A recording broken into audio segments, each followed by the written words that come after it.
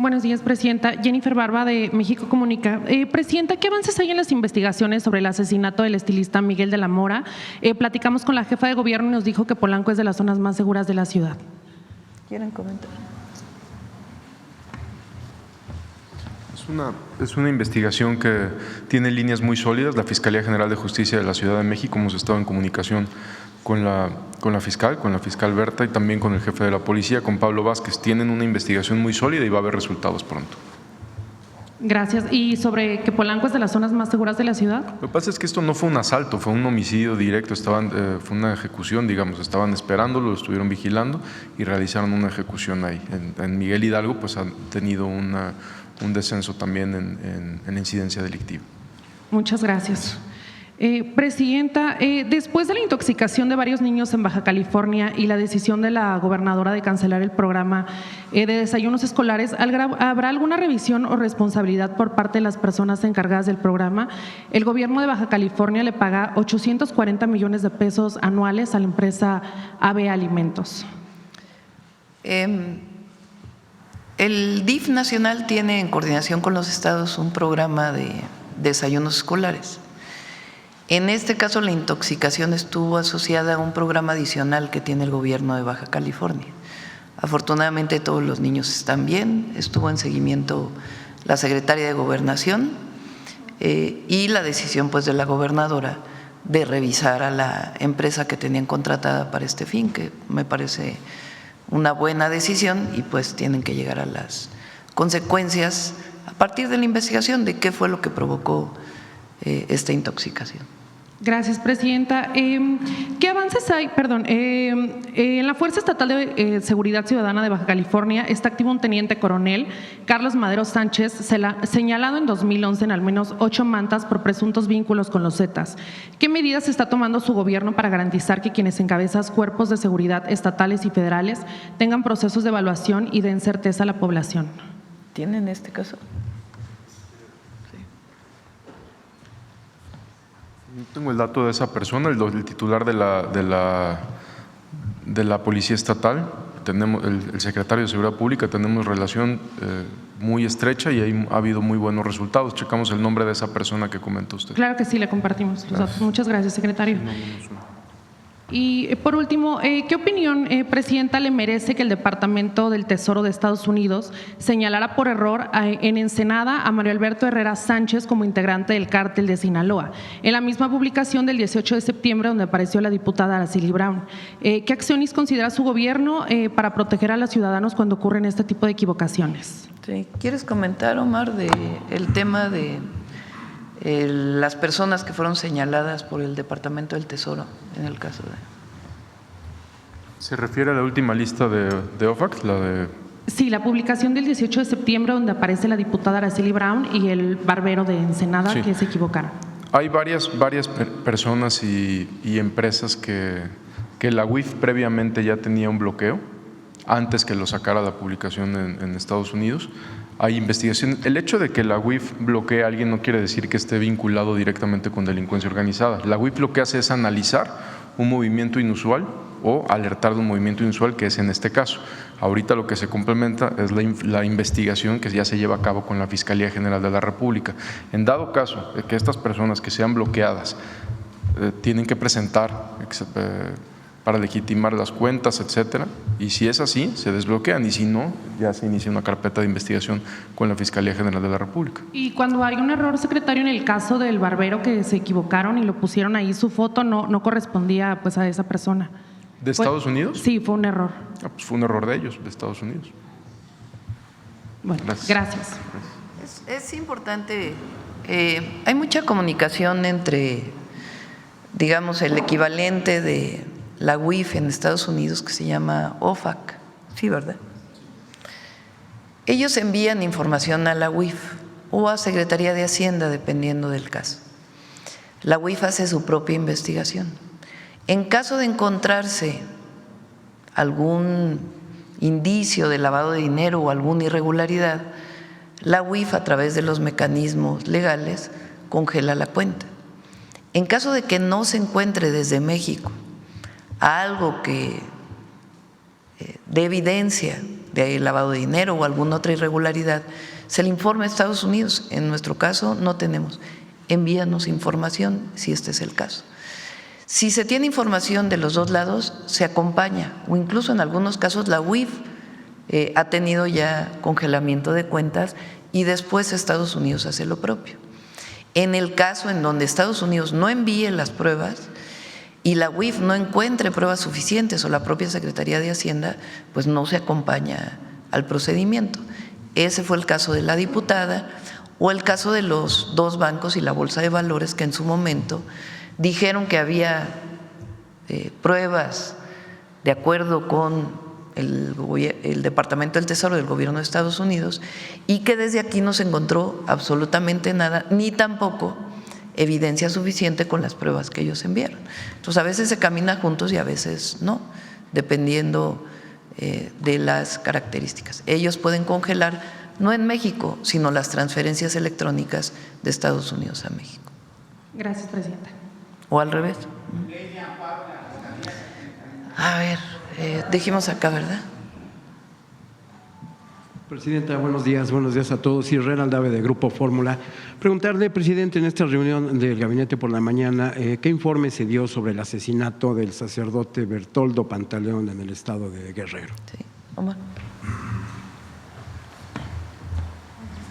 Según los informes de la Fiscalía General del Estado de Guerrero, que estamos también trabajando con ellos, todo indica, él muere arriba de su camioneta, lo matan arriba de su camioneta, iba a salir a dar una misa y todo indica que es su propio chofer. Estamos en búsqueda y apoyando a la Fiscalía para la detención de esta persona. El móvil no lo tendríamos todavía, es información que nos comparte Guerrero y estamos trabajando con ellos. ¿Su propio chofer es quien le dice? Es una de las hipótesis de la Fiscalía. ¿Tenían ya algún alertamiento por parte de este sacerdote de que hubiera recibido amenazas, algo por...? Al momento no tenemos nosotros conocimiento, sin embargo, vamos a profundizar también con las autoridades locales. Como usted sabe, pues fue un delito muy lamentable en la zona y vamos a nosotros a apoyar en todo a la Fiscalía. Pero al momento no tenemos ningún indicio de que el padre haya estado involucrado en algo incorrecto. Gracias, secretario. Presidenta, por otra parte, preguntarle… La Secretaría de Gobernación ha estado también en contacto desde el primer momento con la Iglesia Católica. ¿No se han comunicado con ustedes la…? La Secretaría de Gobernación ha estado en contacto con ellos desde el primer momento. Gracias. Por otra parte, preguntarle, presidenta, ¿qué informe tienen ustedes sobre estos dos barcos con bandera extranjera, uno de Portugal y otro de Singapur, detenidos en el puerto de uno de Topolobampo, en Sinaloa, y otro en Guaymas, Sonora? ¿Transportaban alguna carga ilícita, droga? ¿Quiere comentar, almirante?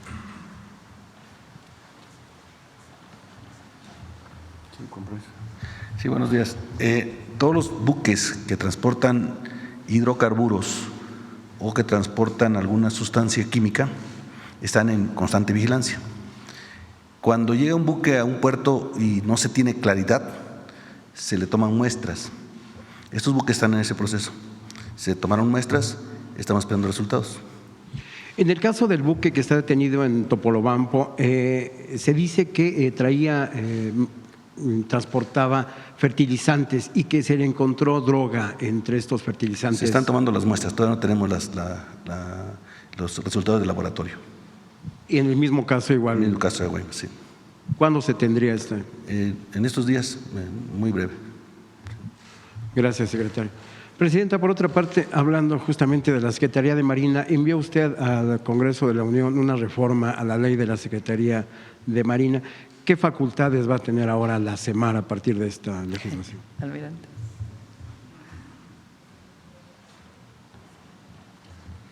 No hay incremento de facultades, son las mismas que ya tenemos, únicamente se armoniza con equidad de género, con un lenguaje inclusivo y se ajustan algunas cuestiones de organización, pero no hay ninguna facultad adicional.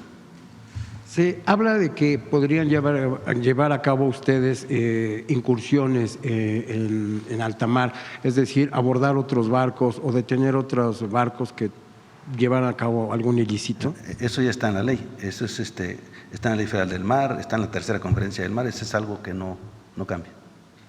Okay. Presidente, aprovechando, si me permite, la presencia del señor fiscal general, preguntarle en qué se encuentra el caso del señor Hernán Bermúdez.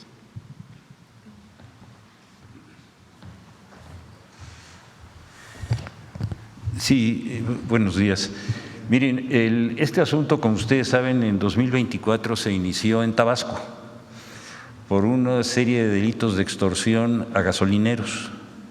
De ahí se derivó una investigación local que estableció la vinculación de este individuo y de las personas que trabajaban con él con delitos del fuero común.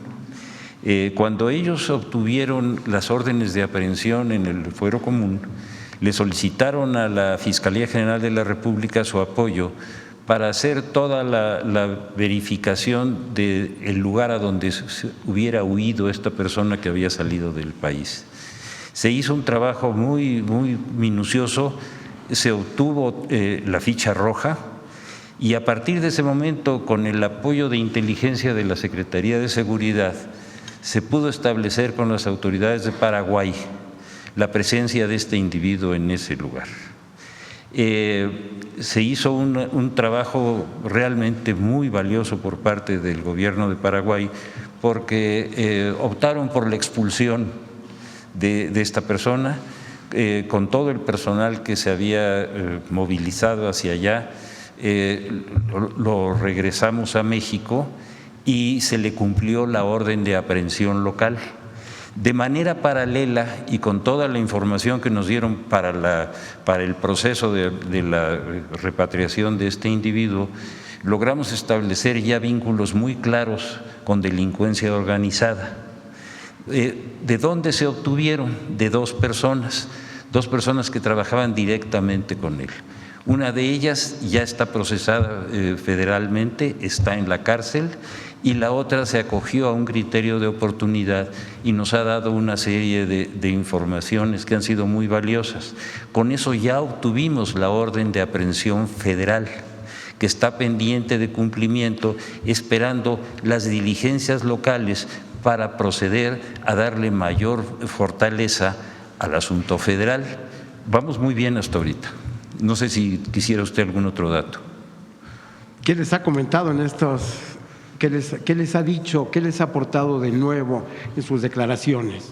Esta persona se negó a declarar ante la autoridad local.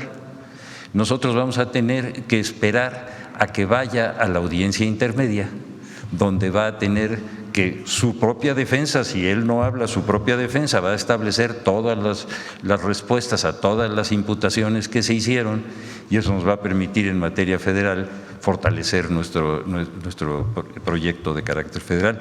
Yo creo que va por muy buen camino. Muchas gracias. El fiscal, si me permite que esté en el micrófono, perdón, presidenta. ¿Perdón? Si me permite, ¿en qué va el caso de Teuchitlán? Bueno, el caso de Teuchitlán ha sido un trabajo muy pormenorizado, muy completo. ¿Qué fue lo que logramos? Tenemos 19 personas procesadas por delitos de carácter federal, entre las cuales está el presidente municipal de Teuchitlán y el jefe de la policía de un municipio cercano. Obtuvimos la información de esa relación con asuntos de Huachicol y del Jalisco Nueva Generación, aseguramos el inmueble, se establecieron todas las consecuencias de lo que estaba ocurriendo en esa zona y evidentemente con ese inmueble asegurado, con todos los datos que nos han dado, creemos, y eso sería cuestión que la Secretaría de Seguridad Ciudadana nos diera su punto de vista, que la baja en el número de delitos que se cometían en toda esa zona de Jalisco está vinculada con estos éxitos que se tuvieron en esa zona. Gracias. A usted.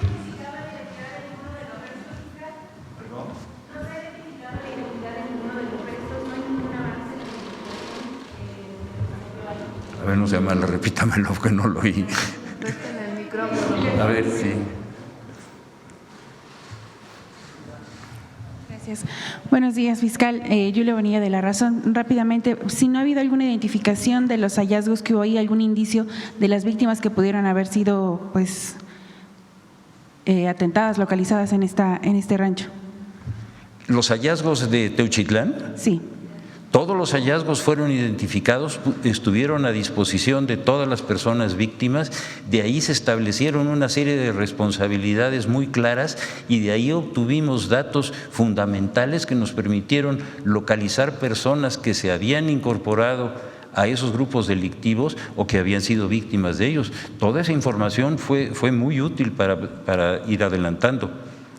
Pero de los restos humanos, ¿se ha identificado alguna identidad de las víctimas? Hasta este momento no ha habido ninguno, ni por parte de las periciales locales, ni las nuestras federales, nos han dado un solo caso. Presidenta, si me permite, ya aquí tengo el micrófono, nada más, solamente la pregunta, por el tema de seguridad, la UNAM ayer continuó recibiendo amenazas, pues ya reanudaban las clases, 39 planteles, se recibieron 3 amenazas. La semana pasada usted comentó que el Gabinete de Seguridad estaría colaborando en esta materia, saber si hay algún avance en esto. Sí, fueron negativas todas las amenazas que se denunciaron ayer o que se hicieron públicas, y Rosa Isela, la secretaria de Gobernación, se ha reunido con el rector y hay comunicación permanente con las áreas de seguridad, con la UNAM, en lo que se requiera colaborar. Y además estamos trabajando, como lo informé, en un programa especial de atención a los jóvenes, de salud mental y también de incorporación a distintas actividades que permitan pues atender la situación particular que se presentó con este tan lamentable homicidio. Pero es decir, ¿no hay ningún avance, ningún indicio sobre quiénes están detrás de estas amenazas a la comunidad de la UNAM? Hay investigación por parte de la Secretaría, pero no hay todavía nada. Gracias. ¿Quién más? A ver. ¿Quién más? A ver, aquí proceso para que no nos digan que no les damos la palabra. Gracias, presidenta. Primero, buenos días, Dalila Escobar de Proceso. Para el Gabinete de Seguridad, en torno al tema de las investigaciones respecto al contrabando de combustible, quisiera preguntar, con todo este entramado que han encontrado, ¿cuándo salen pues todas las cómo van avanzando y cuándo salen las órdenes de aprehensión contra quienes participaron en este entramado, incluidos, por ejemplo, mandos militares que han estado también en aduanas?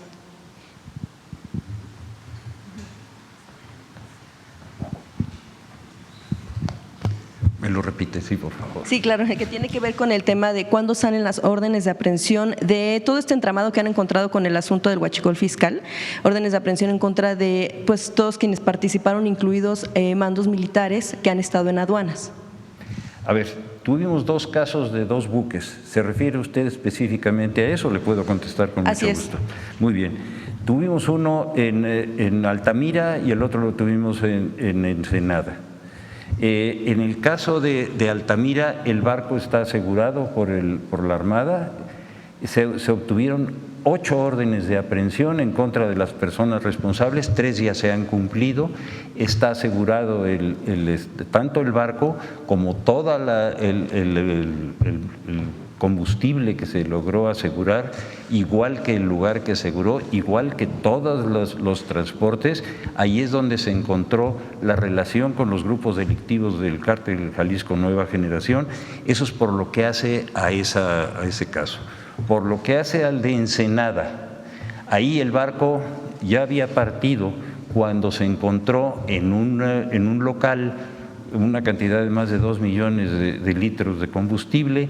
Se aseguró el local, salieron 8 órdenes de aprehensión, se han cumplido 4, está el local asegurado, está el combustible asegurado y se hizo una investigación y de ese momento la señora presidenta ordenó que se generara un grupo de trabajo en esta especialidad que ha estado trabajando prácticamente a diario desde esos meses.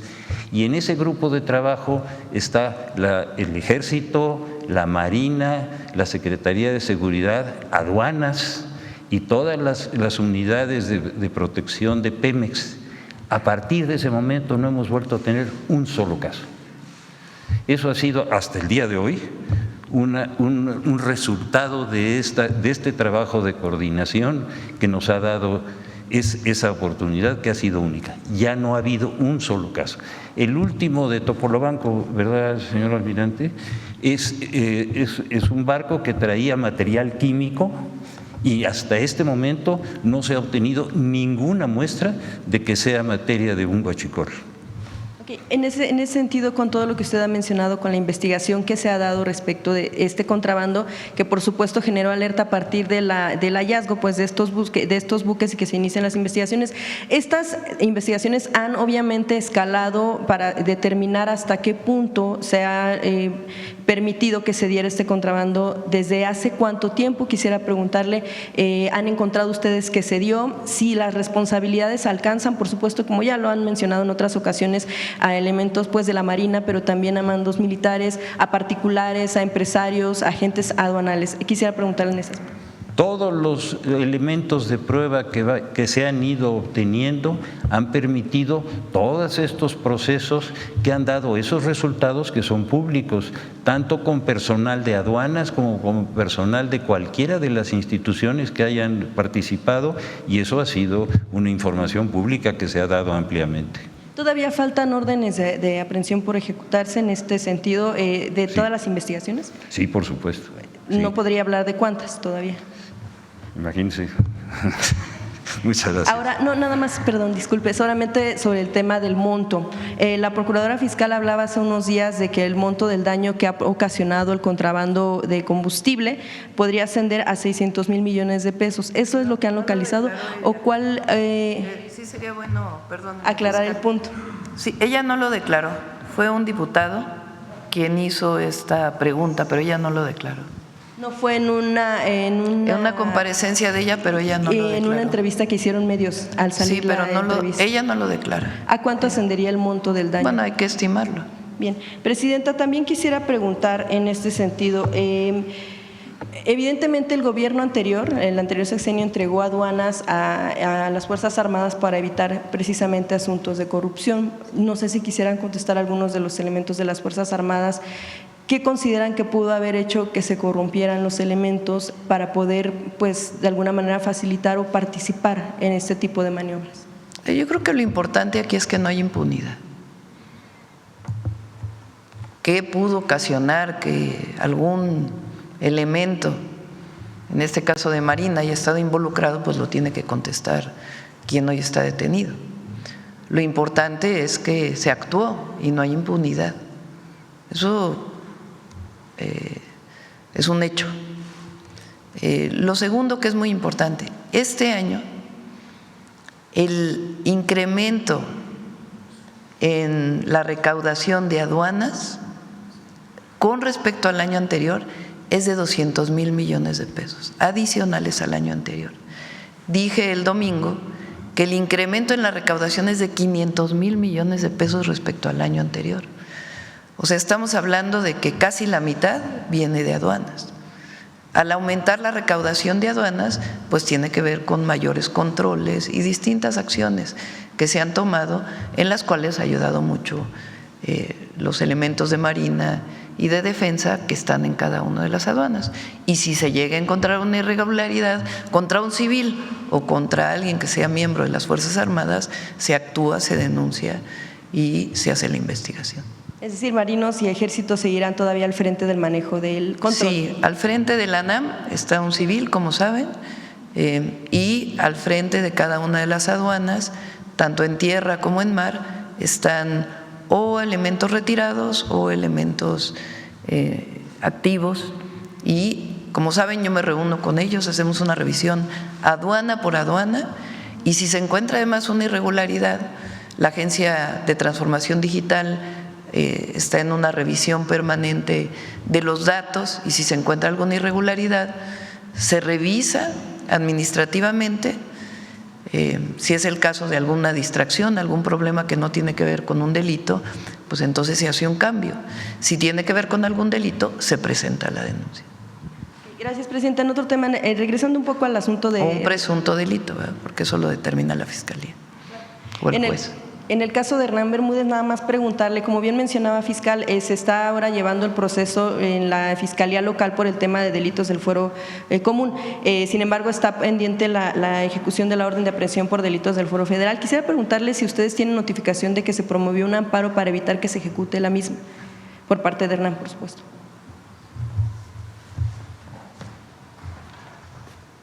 ¿En qué caso específico? En el caso de Hernán Bermúdez Requena, falta la orden que se ejecute la orden de aprehensión por delitos del fuero federal. Sí. Ahorita sabemos que están los delitos del fuero común con la Fiscalía Estatal, pero preguntar si ustedes tienen conocimiento de que se promovió un amparo para evitar que se ejecute la segunda orden, que es en el caso de la Fiscalía de delitos del orden federal. Sí, promovió un amparo, pero no le va a servir de nada. Bueno, ok. ¿Perdón? No, pero a ver, vamos uno por uno, ¿no? Sí, es que estaba pendiente también la pregunta en torno al tema de cuándo empezó la investigación por el asunto del huachicol fiscal, bueno, del contrabando de combustible, sobre todo porque se había mencionado que fue a partir de la actual administración que se empezaron a llevar estas investigaciones derivado de los hallazgos de los buques, pero saber si en efecto se inició desde el anterior sexenio o fue a partir de este. Teníamos la duda sobre esa aclaración. Hay que recordar la cantidad de buques que durante la administración anterior fueron detenidos y asegurados por este tipo de delitos. Es un asunto que se ha venido llevando a cabo durante muchos años y ustedes lo ven en las encuestas, cómo ha venido bajando el índice delictivo en cada uno de los aspectos delincuenciales en razón de un trabajo que se ha venido fortaleciendo año con año y mes con mes. Ese es el resultado final de un trabajo muy, muy largo que ha dado este resultado final. ¿Las carpetas de investigación cuándo se iniciaron? Las carpetas en específico por este tipo de delitos. Si usted quiere que le dé yo un dato concreto de cada uno de estos casos, con mucho gusto yo lo busco y se lo hago llegar. Muchísimas gracias. Y bueno, finalmente en el tema de Hernán Bermúdez, regresando otra vez, se mencionaba que en efecto fue en diciembre de 2023 cuando se supo de las irregularidades en que pudiera estar incurriendo este entonces funcionario local de Tabasco, que fue removido y bueno, incluso recordamos también en el gobierno de Tabasco habían agradecido incluso su labor que la dejó en enero de 2024, pero pasó un año, en noviembre nos habían comentado en el anterior gabinete, en noviembre de 2024 fue que se iniciaron estas investigaciones y fue hasta febrero de 2025 que se pues liberó esta orden de aprehensión en contra de Hernán Bermúdez. Fue así y también bueno, seguramente pues usted no lo va a poder responder, pero si tienen información, usted estuvo en el anterior sexenio, ¿por qué no se inició una investigación entonces desde diciembre de 2023 en contra de Hernán Bermúdez? Acuérdese, y lo acabamos de decir hace un momento, que este tema comenzó con una denuncia por una serie de extorsiones a gasolineros en Tabasco. Esas investigaciones era y sigue siendo un asunto de carácter local.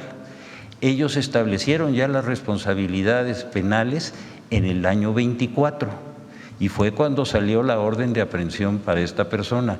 Con esos datos, como ya lo dije hace un momento, nosotros obtuvimos información de inteligencia que nos permitió establecer la responsabilidad de delitos fiscales del secretario particular de este individuo, lo procesamos y está en la cárcel. El resto es lo que ya le comenté. ¿Podría acogerse en algún momento al criterio de oportunidad esta persona? ¿Quién? ¿Hernán Bermúdez Requena? Por favor.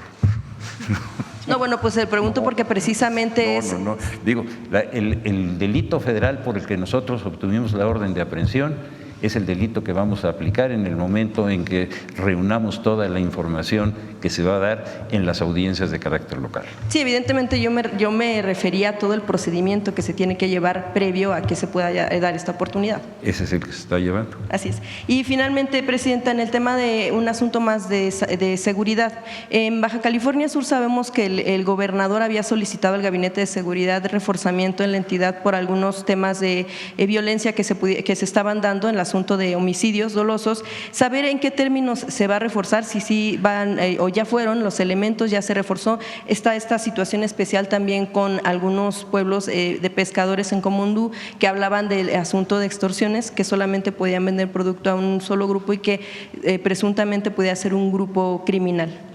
Omar, ¿quieres comentar de Baja Sur? Gracias.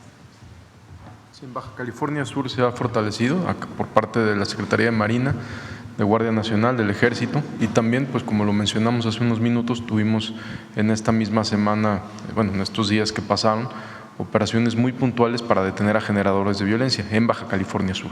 ¿El reforzamiento es de cuántos elementos o cómo es que se da? Le proporciono el número exacto por parte de Secretaría de Marina y de Defensa, no lo tengo en este momento. Y secretaria, aprovechando ya por último que está ahí, en el asunto del tema de estas mencionadas pues alarmas de bomba que ya dice la presidenta que pues en efecto fueron de alguna forma pues falsas, ¿no? Pero preguntar cómo, respetando el tema de la autonomía de la UNAM, si habrá sugerencias por parte del gabinete para el asunto de cómo atender este tipo de alertas, de alarmas, que finalmente sean falsas o no, pues sí alarman a la comunidad estudiantil en general. Y también sobre la aclaración de un tema de si hubo el ingreso de un vehículo militar que se decía que había sido por error. ¿Cuál fue la aclaración que pueden dar en torno a este tema? Primero, sobre cualquier llamada de amenaza de bomba, pues en dado caso, como lo ha sido, que la UNAM se comunica con nosotros, no tiene nada que ver con la autonomía. Nosotros apoyamos de manera inmediata. ¿Y cuál es nuestro trabajo? Revisar el origen de la llamada, dar con los responsables de quien hizo esa llamada y validar qué tan digamos, la veracidad o la gravedad de esa llamada. Y eso lo hacemos no solo con la UNAM, sino con distintos, con quien acuda a la policía, ya sea de la Ciudad de México, en este caso aquí en la ciudad, o de la Secretaría de Seguridad. Sobre el vehículo militar que ingresó, pues lo que se ve es muy claro, no entran, digamos, no hay ningún tipo de operativo, no hay absolutamente nada. Entra un camión a una calle que ya era parte de la UNAM, es todo lo que sucedió, no hay más. Gracias. A ver, vamos a ver, aquí la compañera. Gracias, presidenta. Karen Ballesteros, de Canal 11. Precisamente en el canal acudimos a estas jornadas de paz, algunas de las que se realizan en Guanajuato, y allí pudimos constatar que mucha de la gente que acude a estas jornadas también realiza peticiones en otro sentido, como atención a la vivienda. En su segundo año, ¿cómo se van a fortalecer las atenciones a este tipo de peticiones de seguridad, pero también en otros ámbitos? Cuando se toca casa por casa o se hacen las ferias de paz, hay un área que está asistiendo para tomar toda la solicitud ciudadana, toda la gestión. Eso se orienta donde está Adriana, que es la compañera que está de directora de gestión ciudadana, y de ahí se va a las áreas. Y en las áreas se habla por teléfono con la persona o se le atiende en el lugar, de acuerdo con las delegaciones que tenemos en las distintas entidades, y se da respuesta. La gran mayoría de las solicitudes tienen respuesta, algunas, digamos, no podemos resolver de inmediato. Hay solicitudes que tienen que ver con alguna persona que está detenida, un familiar. Entonces, Secretaría de Gobernación inicia el proceso para revisar si en efecto es una persona inocente que está detenida o bajo qué circunstancias. Eso pues lleva un poco más de tiempo. Pero otras que tienen que ver con vivienda, con atención a la salud, con educación, se atienden de inmediato. Ok. Presidenta, también el domingo ya lo mencionaba usted en el Zócalo y ahora el Gabinete de Seguridad lo reafirma, esta disminución del 32% en los homicidios dolosos. ¿Cuál es la importancia de que en solo un año se estén teniendo estos resultados? Pues imagínense, 27 homicidios menos diario. 32%, pero uno, digamos, el número de 32% a lo mejor no es tan indicativo como decir que cada día hay 27 homicidios dolosos menos, 27 personas que no fallecen diariamente por motivo de un homicidio doloso. Entonces, una reducción muy significativa. Evidentemente nosotros vamos a seguir trabajando para que la reducción sea mayor. ¿Qué nos ha permitido, desde mi punto de vista, este avance? Uno, el fortalecimiento de la inteligencia y la investigación. Tanto el fortalecimiento de la Guardia Nacional en la Secretaría de la Defensa Nacional, que hace o tiene un área de inteligencia e investigación y su coordinación con la Secretaría de Seguridad y Protección Ciudadana. Las leyes que impulsamos para poder tener mayores elementos de información, para poder ser coadyuvantes del Ministerio Público, sea estatal o federal. Es decir, la Secretaría de Seguridad y Protección Ciudadana ayuda a construir las carpetas de investigación con información para su judicialización y la detención de presuntos delincuentes. Son 34,000 personas que han sido detenidas, que presuntamente son delincuentes o que cometieron algún delito. Entonces, eso ha sido muy importante. Y la otra, el fortalecimiento de la coordinación. Nosotros estamos pues con mayor coordinación con las fiscalías estatales y con las secretarías de seguridad. Entonces, tomamos la caída que ya venía, o la disminución que ya venía del sexenio anterior, porque en el sexenio anterior fue muy importante parar este crecimiento exponencial. El sexenio de Calderón y luego el de Peña, el de Peña baja un poco y después los últimos 3 años es un crecimiento exponencial. Y del 2019 al 3 años después, 21, se estabiliza y luego comienza a disminuir. Nosotros ya tomamos en una línea de disminución y logramos este 32% pues con la estrategia de seguridad que hemos definido, que nos está dando resultados. En otro tema, ya nos hablaba de esta misión cortafuego entre justo Estados Unidos y México. ¿Cómo será la colaboración? ¿Cuáles serán los trabajos que realizará tanto Estados Unidos y México, sobre todo en las zonas donde se tiene plenamente identificados que operan pues estas células criminales?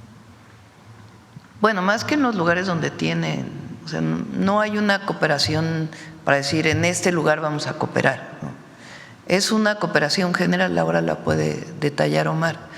Ellos tienen identificados generadores de violencia, Estados Unidos, y hay información a la Fiscalía y a la Secretaría de Seguridad de cuáles son estos generadores de violencia, muchos de ellos con órdenes de extradición.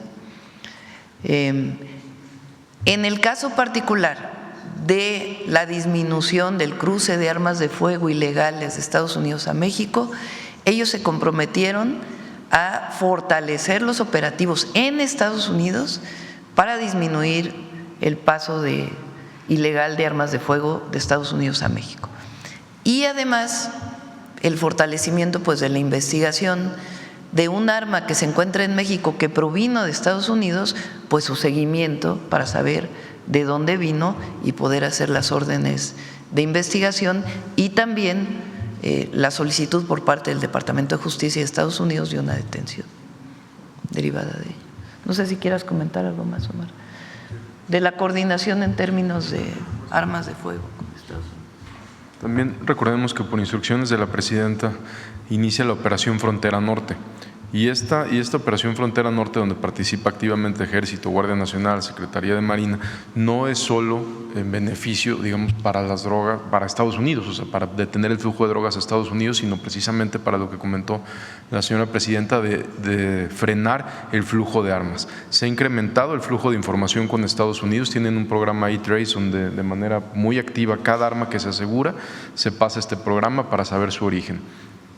Así como obviamente el aumento de información, de intercambio de información entre los dos países. Gracias.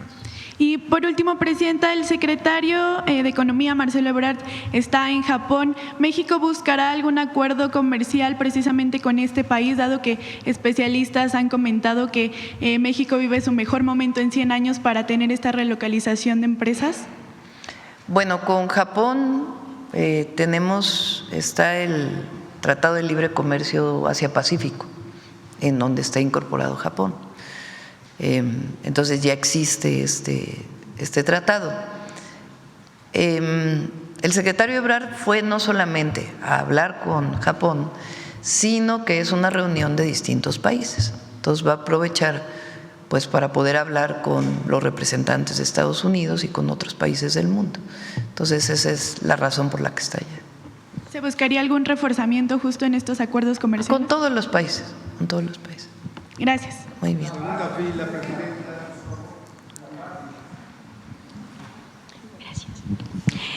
Gracias, presidenta Claudia. Buenos días. El sábado, soy Aisa García del canal Telesur. El sábado, en el mensaje por el Día de la Marina, usted habló de ampliar el campo de batalla hacia los valores éticos y morales. A mí me gustaría que nos comentara cómo se traduce esa idea en acciones concretas dentro de la Armada y en la lucha contra la corrupción. Bueno, los valores de nuestras Fuerzas Armadas son muy sólidos, muy sólidos. Y el general secretario y el almirante han trabajado mucho para esto, si ellos quieren comentar algo en este sentido.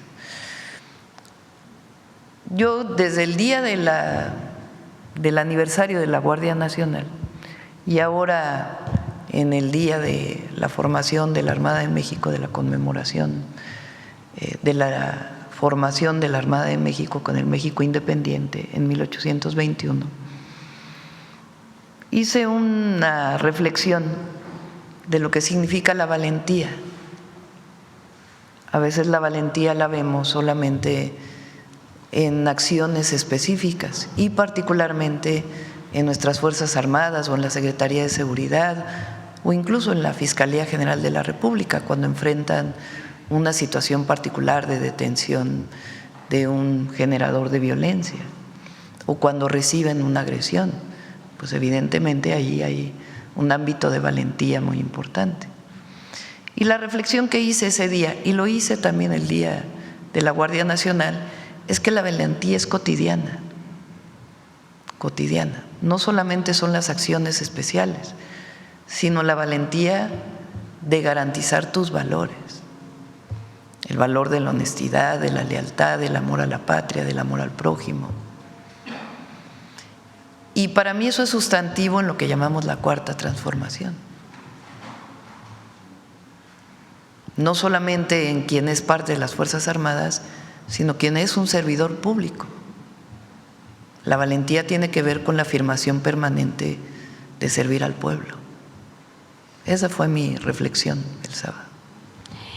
Gracias. Y bueno, hablando del tema de seguridad, hoy el secretario Harfuch ha dado un informe muy importante en tema de la incautación de fentanilo. Según este informe, la incautación aumentó. Y luego hay un informe anual de la Oficina de Naciones Unidas contra la Droga y el Delito, así se llama, que señala que debido a las incautaciones de precursores en México, las muertes por el fentanilo han disminuido en Estados Unidos y en Canadá. Al mismo tiempo, hay cifras del CDC, que es una entidad muy importante en Estados Unidos, o sea, son datos de Estados Unidos que confirman una disminución relevante en las muertes por consumo de fentanilo. Y bueno, la pregunta es si México está haciendo su parte, si México está cumpliendo en cuanto a la cooperación antidrogas. ¿Usted considera que el presidente Trump debería tomar esto en cuenta? Ustedes le han hecho saber que son datos de Estados Unidos y de Naciones Unidas. Digamos que, ¿cómo justificar nuevos aranceles a México, como el que anunció ayer, si México está haciendo su parte, está cumpliendo lo que se acordó? Bueno, lo que se anunció ayer no es a México, es a todo el mundo. El arancel de los vehículos pesados no es para México. Obviamente a México le afecta más, porque tenemos exportación de vehículos pesados y vamos a buscar un acuerdo antes del 1 de noviembre, estamos buscando eso. Si es necesario, pues igual una llamada personal con el presidente Trump. Por lo pronto, el secretario de Economía lo está viendo con el secretario de Economía de los Estados Unidos y con el embajador de tratados comerciales. Entonces, no es a México, es a todo el mundo. Y sí nos afecta más a México. Tengo algunas llamadas con administradores, con CEOs, que se llama en inglés, de estas empresas, pues para decirles de nuestra parte que vamos a hacer todo lo que esté de nuestra parte para evitar que se hagan estos aranceles a nuestro país. Ahora, en el tema de seguridad, la visita de Marco Rubio a México estableció un marco de entendimiento que venimos trabajando prácticamente desde el mes de marzo con Estados Unidos. Este marco de entendimiento ha sido muy importante, porque de la primera visión que tenía Estados Unidos de mayor injerencismo, intervencionismo en México, hoy llegamos a un acuerdo que tiene 4 ejes muy importantes, que son los principios de las Fuerzas Armadas en la cooperación con todos los países y de nuestro gobierno establecido en nuestro marco constitucional, que es respeto a la soberanía, respeto a que cada quien hace sus operaciones en su territorio, respeto a, bueno, dice así, una relación de respeto establecida en el marco de respeto y de la cooperación sin intervención y sin injerencia, con respeto pleno a la soberanía y a la actuación de cada uno de nosotros en nuestros territorios. Y ahí se establece el marco de colaboración y de cooperación. ¿En qué se busca una cooperación mayor? Información. Si ellos tienen información de generadores de violencia en México que nos puedan ser útiles, que se pueda dar esta información para que nosotros, a través de nuestro marco legal, podamos hacer las detenciones correspondientes. Si nosotros tenemos información de generadores de violencia o lavadores de dinero o narcotráfico en Estados Unidos, les damos la información a ellos y ellos operan en Estados Unidos. Colaboración en lavado de dinero. Si ellos tienen información de lavado de dinero en México, nos dan la información y nosotros, en el marco de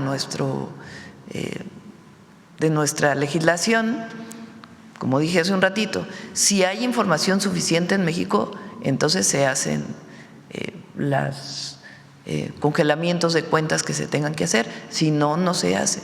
Pero hay mayor colaboración en términos de información y la operación en cada uno de nuestros territorios. Colaboración en entrenamiento de nuestras Fuerzas Armadas en Estados Unidos. Pero de las Fuerzas Armadas de Estados Unidos en México también, porque nosotros tenemos el plan de N3 que no lo tiene Estados Unidos.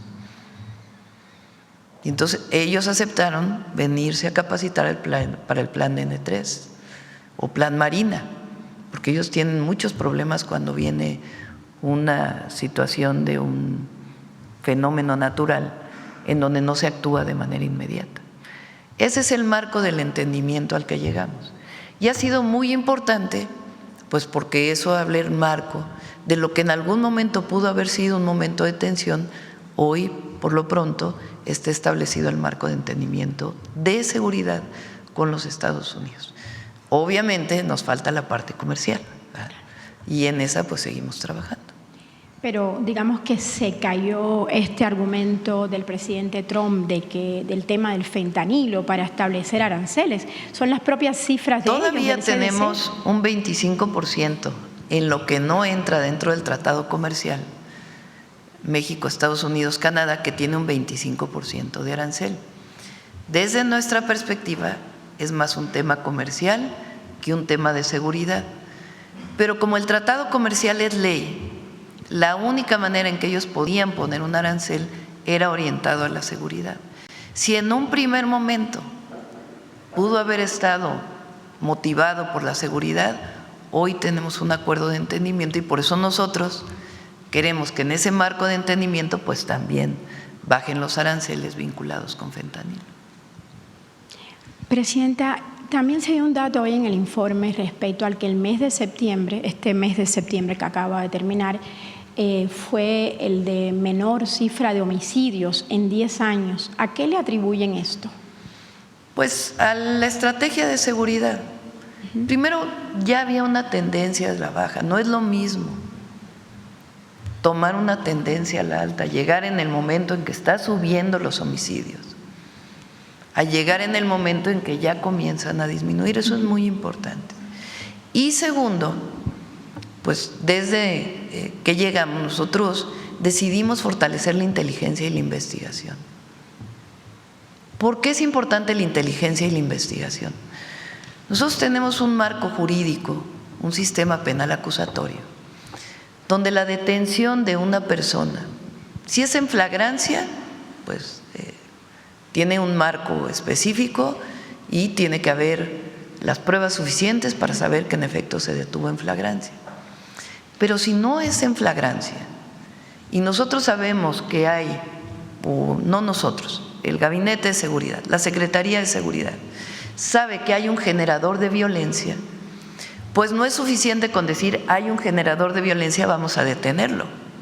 Necesitas pruebas para poder construir una carpeta de investigación en la Fiscalía y con esas pruebas llevarlo ante un juez para que un juez solicite o dé una orden de aprehensión y ya la Fiscalía la cumplimente, o las órdenes, o el Gabinete de Seguridad. Pero para construir una carpeta de investigación se requieren pruebas. Y a veces algo que para una persona, en el sentido común, te parece suficiente como prueba, alguien que denunció, un vecino que dice, oye, mi vecino vende droga. Algo que a ti te parece obvio y dices, bueno, pues hay que detener al vecino porque ya la persona la denunció, pues no es suficiente. La Fiscalía tiene que tener pruebas de que en efecto el vecino está vendiendo droga. En eso consiste nuestro sistema penal, que es a partir del 2015 más garantista que lo que era antes. Entonces, ¿cómo hacemos para saber que ese vecino en efecto vende droga? Llevándolo, digamos, a un ejemplo muy sencillo, pues tiene que haber inteligencia e investigación por parte de las secretarías de seguridad estatales, federal y de las propias fiscalías, si se presenta la denuncia. Entonces, este fortalecimiento, las leyes que impulsamos, para que haya un solo sistema de inteligencia e investigación con inteligencia naval, inteligencia militar, inteligencia de la Secretaría de Seguridad, mayor número de agentes en la Secretaría de Seguridad que se dediquen a inteligencia e investigación, que a través de técnicas científicas nos puedan llevar a construir una carpeta de investigación sólida y coadyuves con el Ministerio Público para que ellos a su vez soliciten al juez una orden de aprehensión, pues es algo que hemos fortalecido durante este año. Ese es, digamos, el plus que le hemos dado a la estrategia de seguridad que ya venía desde el presidente López Obrador. Y la coordinación, mayor coordinación con las fiscalías estatales, porque la mayoría de los delitos son del fuero común. Un homicidio es un delito del fuero común. Claro, si uno supone que es delincuencia organizada, interviene en la Fiscalía General de la República, pero no de inicio puede intervenir. Interviene muchas veces, o más bien en la mayoría de los casos, intervienen las fiscalías estatales. Y nosotros decidimos que este sistema de inteligencia e investigación no solamente colabore con la Fiscalía General de la República, sino también con las fiscalías estatales y las secretarías de seguridad estatales. Entonces, este marco de inteligencia e investigación para fortalecer carpetas de investigación que nos lleven a detenciones es lo que nos ha permitido las 34,000 detenciones y ha contribuido a la disminución de los homicidios dolosos. ¿Qué más ha contribuido? Pues evidentemente el fortalecimiento de la Guardia Nacional. La Guardia Nacional pues es una institución pública que cada vez se fortalece más. ¿Y qué otra cosa? Pues este esquema muy focalizado de atención a las causas que estamos haciendo, además de todos los programas de bienestar, además de Jóvenes Construyendo el Futuro, además de todo lo que se hace normalmente. Lo que decidimos es que en los municipios de mayor incidencia delictiva interviniera tanto Gobernación coordinando el programa como la Subsecretaría de Prevención del Delito de la Secretaría de Seguridad, y van con todo el gobierno. O sea, no va Rosa Isela con su equipo a Cajeme, Sonora. Va Secretaría de Cultura, va Secretaría de Bienestar, va Secretaría de Economía, va todas las secretarías que tienen que ver, va CONADE, va todos. Y entonces entre todos, con el gobierno estatal y los gobiernos municipales, se atiende a la gente, se toca casa por casa. ¿Qué problema tienes? Bueno, mi hijo no va a la escuela y va en la prepa. A ver, te voy a llevar a la prepa, casi los llevamos de la mano. Se mejoran espacios públicos. Entonces, esta es la estrategia integral que hemos llevado a cabo a partir del 1 de octubre. Y creemos que con el fortalecimiento de la inteligencia y la investigación y además la estrategia nacional contra la extorsión va a ser muy importante.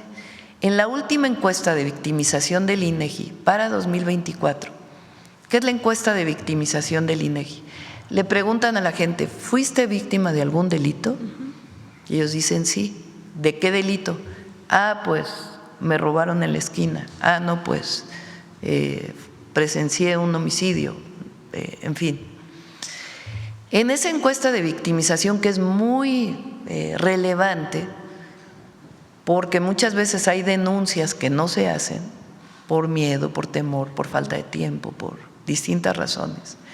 En la de victimización ya es directamente en forma representativa qué vivió el ciudadano. Y ahí en la de victimización hay 2 delitos que han aumentado, que aumentaron a partir del 2024, extorsión y fraude. Todos los delitos que tienen que ver con arma de fuego disminuyeron. Y los delitos que aumentaron fueron extorsión y fraude. Por eso nosotros decidimos hacer la Estrategia Nacional contra la Extorsión. ¿Qué garantía tenemos? Bueno, llama a la persona al 089 y dice, me están extorsionando en el teléfono. De inmediato, quien conteste el teléfono se pone en contacto con la Secretaría de Seguridad e inicia una investigación del teléfono en donde están marcando. Si es presencial y la persona no quiere dar su nombre, de todas maneras se toma la denuncia e inicia un proceso de investigación. ¿Cómo lo vamos a fortalecer? Ya cambió la Constitución para que pueda haber una ley general contra la extorsión y estamos por enviar las nuevas leyes contra la extorsión. ¿En qué consisten? En que ya la gente no tiene necesariamente que denunciar de manera personal. Se protege a la víctima. Se persigue de oficio la extorsión. Y eso pues va a dar mucho más herramientas para poder detener a aquella persona que comete la extorsión. Y la otra son los controles, derivado también de las leyes del IFETEL que impulsamos y de inteligencia y investigación. Ahora, a partir de que entren los nuevos comisionados del nuevo instituto que tiene que ver con telecomunicaciones, tienen que emitir unos reglamentos. Ayer los envié, ya los han de conocer. Bueno, ellos tienen que enviar unos lineamientos. ¿En qué consisten esos lineamientos?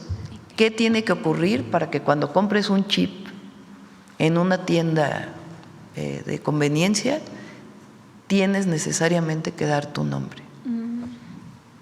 Ya no se va a poder comprar a partir de la emisión de los reglamentos de esta. Entonces ya, si en un penal llegó un celular con un chip que nadie sabe de quién es y puede hacer una llamada de extorsión, pues ya no la va a poder hacer, porque todos los chips van a estar identificados con personas. Entonces, eso es muy importante porque va a reducir la extorsión. Y el fraude también se está trabajando en ello. Entonces, esa es la estrategia integral. Son buenas noticias, Presidenta. 2 cositas pequeñitas sobre Quintana Roo.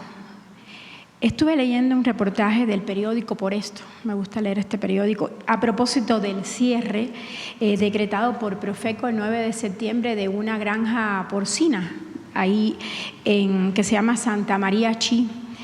Y me llamó mucho la atención que es en Yucatán. En Yucatán, perdón, sí, me equivoqué. Y me llamó mucho la atención, es que como Por Esto es de, sí, es cierto, de varios lugares, sí. Me equivoqué. Y me llamó mucho la atención que el periódico dice que los pobladores dicen que todavía hay cerdos ahí, o sea, Profeco cerró la granja, pero todavía hay cerdos ahí que no se sabe dónde los trasladaron, que van a abrir otra granja porcina y tienen mucha incertidumbre, o sea, ya no se respira como antes, pero sí tienen mucha inquietud. Sí, es Profepa, es la… Profepa, perdón. Ajá, la Procuraduría de Protección al Ambiente. Bueno, vamos a preguntarle a Profepa para que revise. Es una actividad muy contaminante y hay técnicas que permiten disminuir esa contaminación. Entonces, lo que está buscando Profepa pues es no cerrar para cerrar todo, sino que estas empresas que se dedican a ello pues tengan todas las tecnologías necesarias, biodigestores y otras tecnologías que permitan disminuir la contaminación al ambiente y también a las aguas. Lo que parece es que Profepa cierra, pero la van a abrir en otro lugar. Lo revisamos. Lo revisamos. Gracias, Presidenta. Y otro temita, hay unas denuncias de comunidades mayas que hemos estado siguiendo y es contra el grupo Xcaret.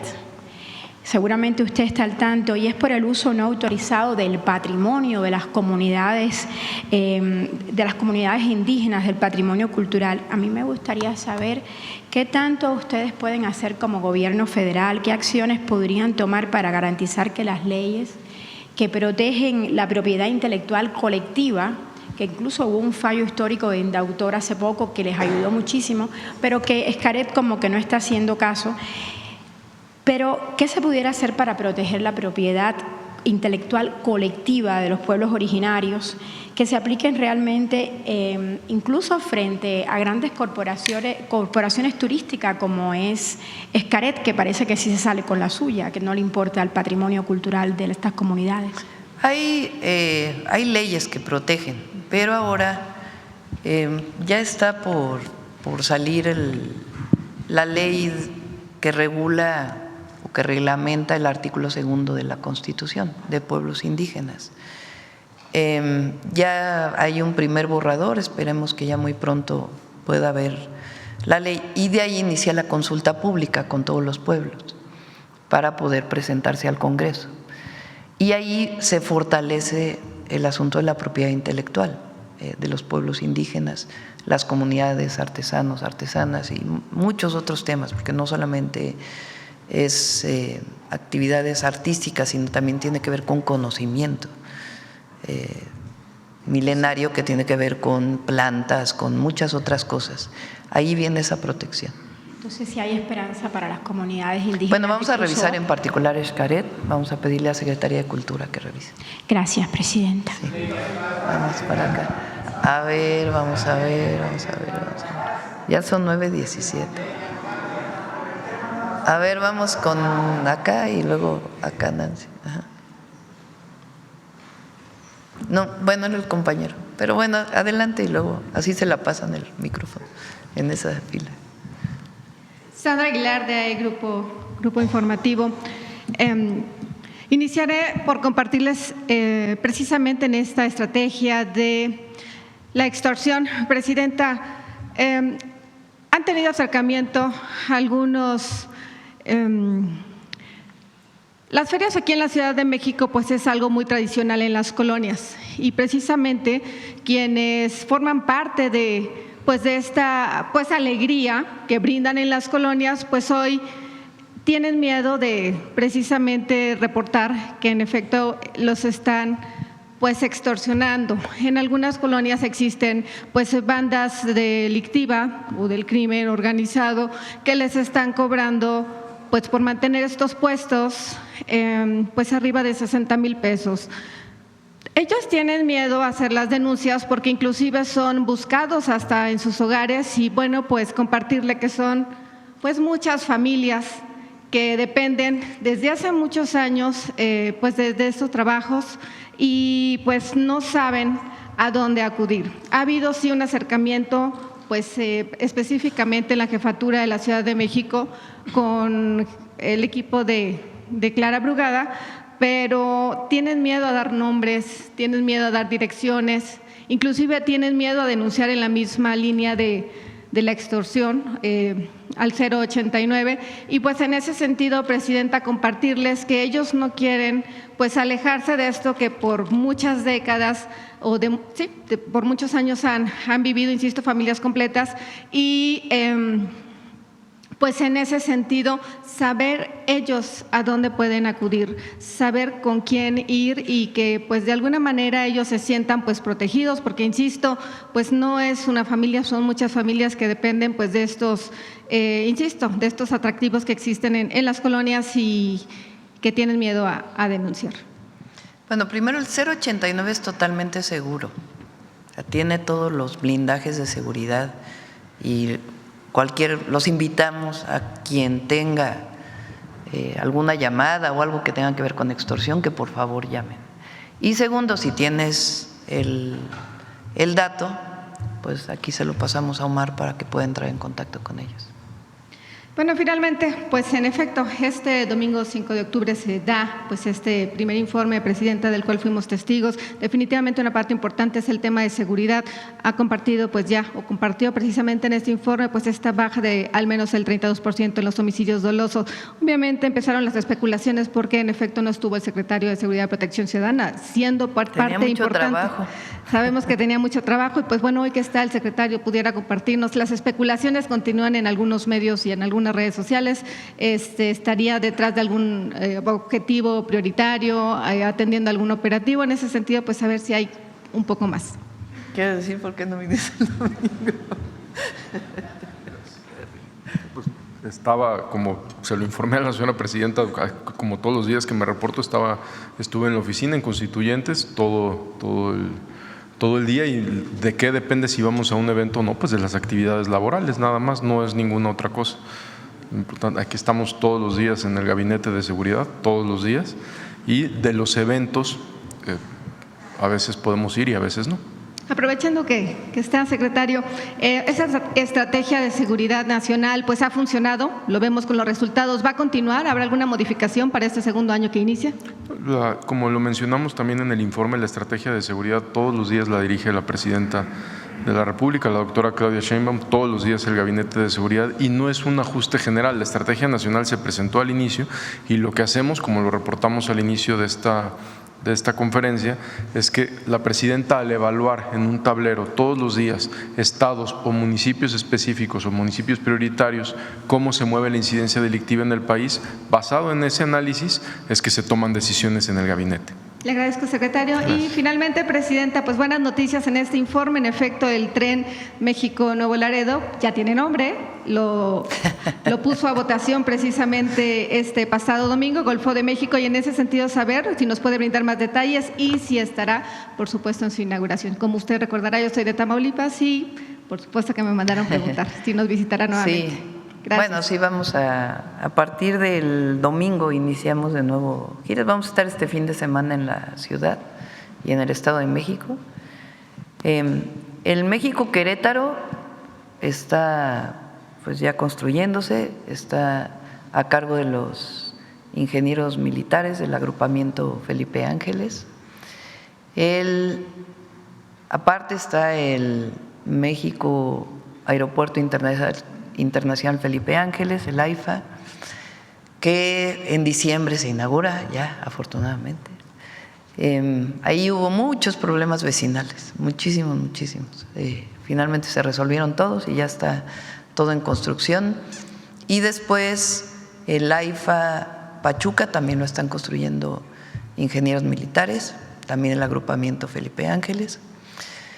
Esos dos están a cargo de ingenieros militares. Luego, ingenieros militares también hace los proyectos ejecutivos, toda la ingeniería básica de todos los trenes, que tienen que ver con Secretaría de Infraestructura, Comunicaciones y Transportes. Entonces, ya se licitó Saltillo-Nuevo Laredo, ya se asignaron 2 tramos, en ese caso son empresas contratistas que van a hacer la obra, y también ya se licitó un tramo del Querétaro-Irapuato. El próximo año se licitan los otros tramos, el que va a Nogales hasta Guadalajara y el que va a Nuevo Laredo, pues los tramos intermedios de Querétaro a San Luis Potosí y así hasta Nuevo Laredo. Entonces ya se va a iniciar, bueno, de hecho ya se inició la construcción, ya hubo una parte de Saltillo, Nuevo Laredo, la que va hacia Monterrey, Saltillo, Monterrey. Bueno, y aparte están los trenes que tiene a su cargo Marina, que es el tren interoceánico. Digo los trenes porque, bueno, militares también está, de ingenieros militares, perdón, también está el tren de carga, el tren Maya de carga, que también se está construyendo con su línea Puerto Progreso. Y aparte del interoceánico, pues está la línea que va a Dos Bocas y lo que se está construyendo ahora, que es de Ixtepec, Oaxaca, hasta Ciudad Hidalgo, Chiapas, que ya va muy adelantado, muy adelantado. Bueno, dijimos acá, vamos a ser breves porque ya… Gracias, Presidenta. Su servidor Carlos Pozos, de LM Noticias. Presidenta, ante la inminente reforma a la ley de aduanas y frente al contrabando de combustibles que vulnera la seguridad fiscal, empresarios locales del estado de Veracruz advierten que sin verificaciones externas se corre el riesgo de pérdidas fiscales y la corrupción se incrementa. Pero ¿quién dijo que no va a haber verificaciones? Y los agentes aduanales siguen. Sí. Al revés, lo que hay es un fortalecimiento para que todos sean responsables de todo el proceso. Sí, precisamente estos empresarios ponen 3 objetivos. Dicen que pues ellos están preocupados por el contrabando de combustibles que vulnera la seguridad fiscal, que hace falta una transparencia de pagos para proveedores de Pemex y la urgencia de Pemex que tengan reglas claras para verificar externamente que permanecen en la cadena energética. La pregunta sería, Presidenta, con todo respeto, ¿qué acciones tomará su gobierno en coordinación con el gobierno estatal de Rocío Nale pues para garantizar que sean organismos externos los que validen a las empresas que son confiables proveedoras de Pemex, de la Comisión Federal de Electricidad y del sector energético? Existen las normas, o sea, no, ahora sí que habría que hablar con ellos para ver exactamente a qué se refieren, pero no… en el caso de la ley de aduanas se fortalece, lo más importante es el fortalecimiento de la responsabilidad que tienen todos en el proceso de llegada y revisión. Los agentes aduanales antes no eran corresponsables de lo que ocurría, a pesar de que ellos eran los que validaban una mercancía. Se estuvo trabajando incluso con ellos, con los agentes aduanales. Cambió el tiempo de la concesión que van a tener o del permiso que van a tener como agentes y algunas otras solicitudes que ellos hicieron y ya hay un acuerdo en general de la ley. Bien, Presidenta, en su documental Los primeros 365 días, usted dice que no se puede descansar un solo día porque ya solo faltan 5 años de su mandato. Recordó que una vez el presidente Andrés Manuel López Obrador le dijo: no vayas a dejar de salir todos los fines de semana, es muy importante. El presidente solía jugar béisbol. Le pregunto, Presidenta, ¿usted en qué se distrae, en qué utiliza el tiempo libre, si tiene tiempo libre? Y en este mismo sentido, Presidenta, al cumplirse 1 año con 1 semana de su administración, ¿tiene contemplados cambios en su gabinete legal y ampliado? A ver, camino. Me gusta mucho salir cuando salimos los fines de semana, no solo por el contacto con la gente, sino pues está uno en los distintos lugares de la República. Aquí pues está uno muy encerrado, la verdad. Pero procuramos salir a caminar y la familia, estar con la familia, con el nieto, es la alegría de la vida. Y con los hijos, obviamente, con el marido también, ¿verdad? ¿Qué más me preguntaste? Y si tiene a un año con 1 semana tiene No tengo pensado, no tengo pensado. Muy buen gabinete, buenísimo gabinete, todos y todas. Bien, Presidenta, estuve en el informe del gobernador de Zacatecas, David Monreal, en donde destaca una pacificación en su estado que pasó de ser el más inseguro en el 2021 a estar ahora entre los más seguros del país. También asistí al informe del gobernador de Sonora, Alfonso Durazo, donde enfatiza el abatimiento de la pobreza y la reducción de 450,000 personas salieron de la pobreza.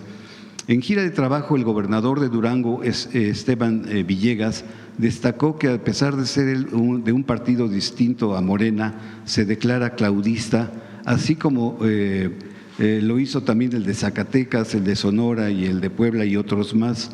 Ayer en un desplegado, 24 gobernadores morenistas pues respaldan el liderazgo y los logros de su primer año de gobierno. Presidenta, preguntarle, ¿a qué atribuye que se dé esta claudiomanía? Y preguntarle, Presidenta, si en este año de los 100 puntos o de las 100 promesas que hizo, ¿todas se cumplieron o faltan algunas por cumplir? No, todavía me faltan. Todavía faltan. Terminando el año, vamos a hacer una revisión de los 100 puntos, 2025. Pero van avanzados la gran mayoría. Hay mucha coordinación con todos los estados. Hay temas en los que evidentemente con los gobernadores de partidos que no provienen de Morena, pues tenemos diferencias. Pues es normal, vienen de otro partido.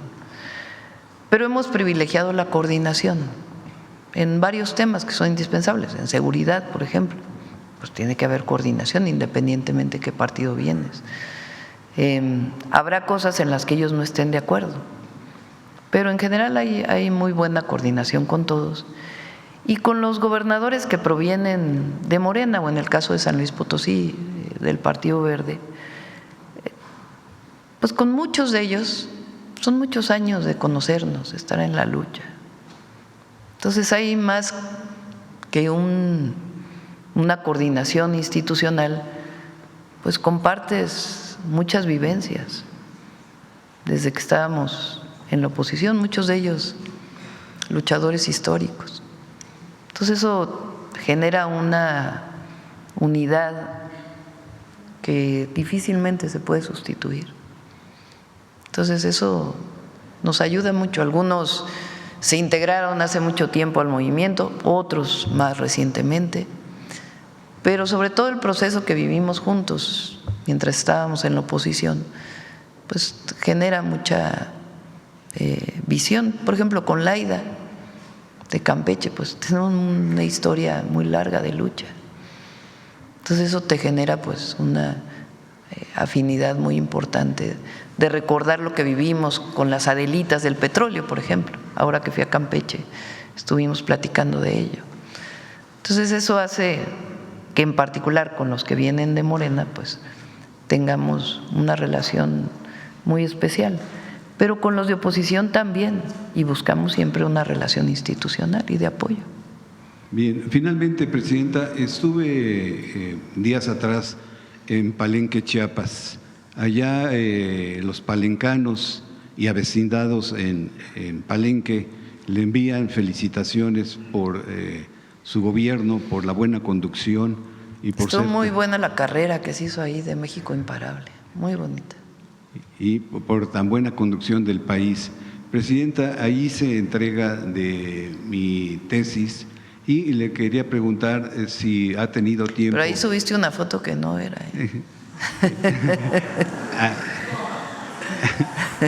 Ahí está la AI, se puso el filtro de agua ahí.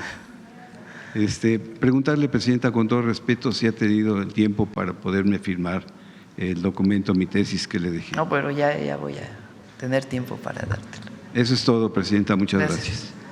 Nancy, ya cerramos. Sí.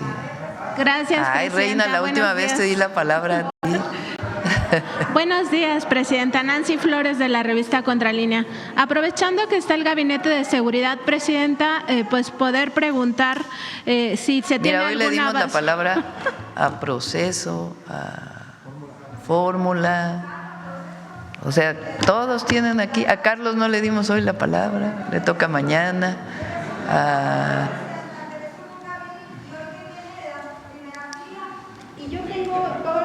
Ahí, Reina, preguntaste la semana pasada y te dimos como media hora de la mañanera. Adelante, Nancy. Presidenta, justo aprovechando que está el Gabinete de Seguridad, preguntar acerca de los avances en el caso García Luna. Esto se lo pregunto porque, bueno, sabemos que estas investigaciones alcanzan a los socios y a los familiares, y en el caso de los socios, pues estaban buscando acogerse a esta figura del criterio de oportunidad, saber si finalmente pudieron reunir los requisitos, y en ese sentido, si pues hay algún avance en torno a las posibles implicaciones de Felipe Calderón en este caso. No sé, Omar, si tienes el avance de lo de la UIF sobre el tema de García Luna, si quieres, para que después me lo puedan enviar, y no sé si hay alguna información adicional. Con gusto la revisamos. Sí. En el caso de la Universidad Nacional Autónoma de México, preguntarle, Presidenta, si se está revisando el trasfondo de estas amenazas falsas de bomba, sobre todo para saber si está algún actor político o social tratando de desestabilizar a nuestra máxima casa de estudios. Sí. Omar, ¿quieres comentar algo sobre las amenazas de bomba en la UNAM? Si se está investigando. Sí, como lo comenté hace unos minutos, en cualquier tipo de amenaza, nosotros, bueno, las primeras denuncias las atendió la Policía de la Ciudad de México, pero estamos colaborando también. En cualquier tipo de llamada, de amenaza, de bomba o de cualquier riesgo, la Secretaría de Seguridad trabaja primero para como lo mencioné hace unos minutos, para verificar la veracidad o la gravedad de la llamada. Y en todos los casos, pues la responsabilidad es ubicar a quien hizo la llamada, el origen, de dónde vino, porque muchas son, pues como saben, llamadas o de extorsión o de broma muchas veces. Sin embargo, ninguna se descarta. En cuanto tengamos mayor información, la compartimos, por supuesto. Gracias. Y, Presidenta, finalmente preguntarle, el día de ayer compareció la Secretaria de Medio Ambiente ante la Cámara de Diputados, y ahí dijo, entre otras cosas, pues que el tramo 5 del Tren Maya sí había afectado 8 cenotes y cavernas, y también que había 95% de pues solicitudes para que remedien el impacto ambiental, que el Ejército no había cumplido todavía, que se estaba en pláticas semanales con la empresa Tren Maya. Preguntarle si hay algún informe particular sobre estos impactos del Tren Maya. Sí, también dijo que prácticamente el 95% ya ha sido cumplido. ¿Qué es lo que ocurre normalmente en una manifestación de impacto ambiental? Quien construye, quien va a construir, presenta a Medio Ambiente el proyecto ejecutivo y los posibles impactos ambientales que tiene y medidas de mitigación. Secretaría de Medio Ambiente, el área correspondiente lo toma, decide primero si aprueba o no el proyecto, porque hay proyectos que no se pueden aprobar, y en caso de aprobarlo puede imponer mayores medidas de mitigación. Decir, a ver, las 10 que tú me planteaste no son suficientes, te pongo 100 medidas de mitigación. Cualquier actividad humana genera impactos ambientales, cualquier actividad humana. El que nazca un bebé genera un impacto ambiental.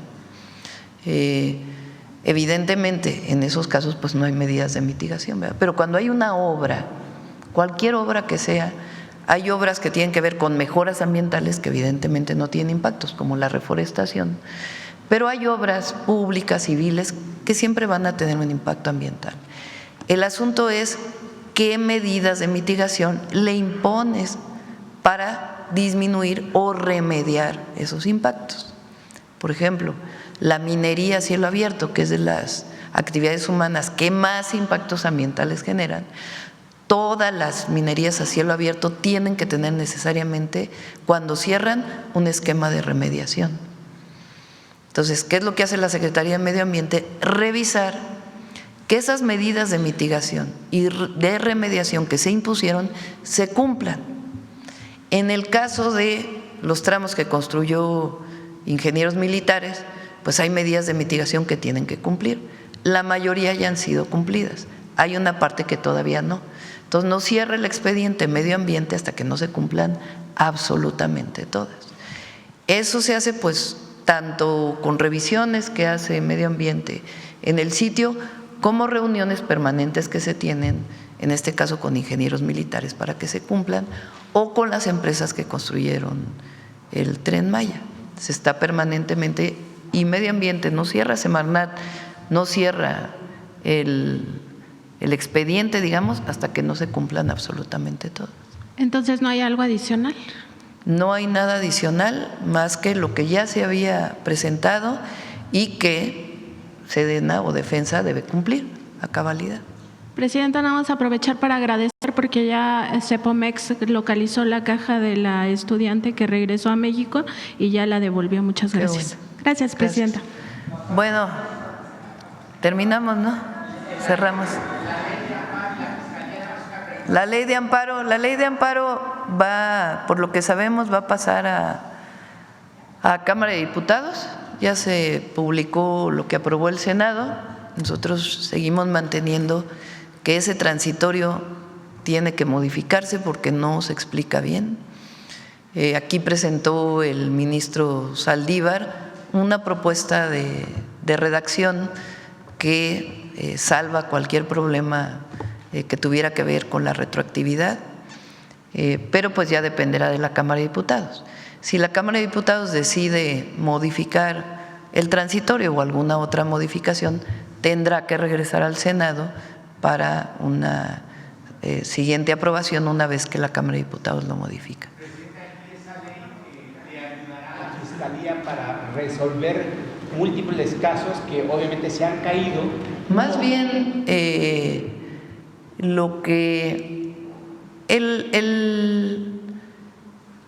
en el caso penal, por ejemplo, ¿de qué ayuda la ley de amparo que se está presentando?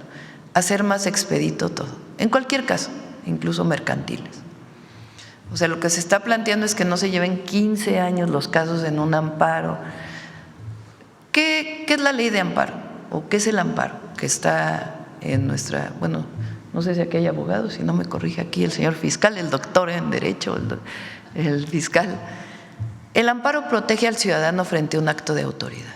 Es algo muy importante en nuestras leyes, muy importante en nuestra Constitución y en nuestras leyes.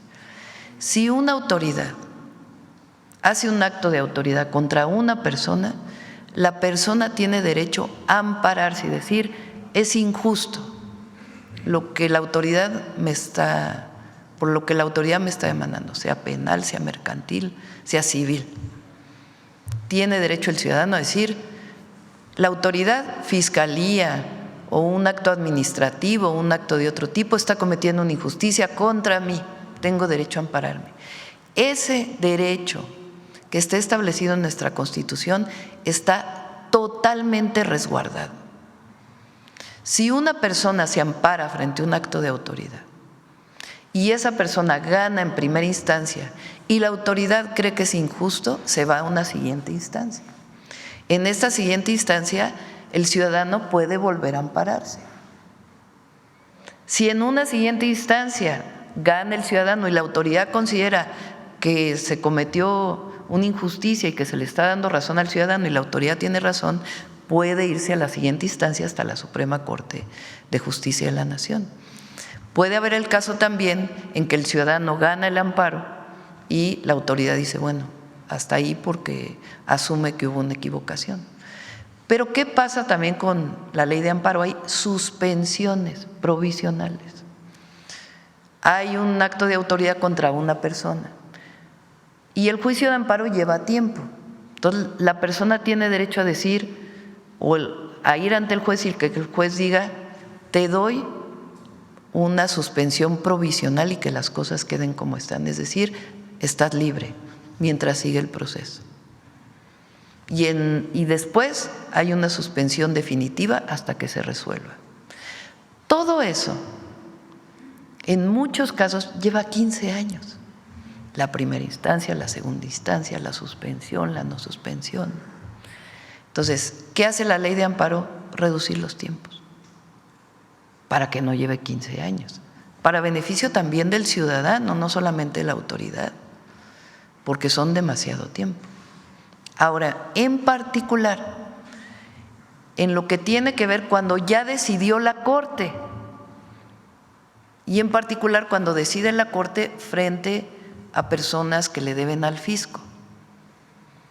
Resulta que aunque decidiera la Corte después de 15 años, todavía el ciudadano se puede amparar frente al acto de autoridad de la resolución de la Corte.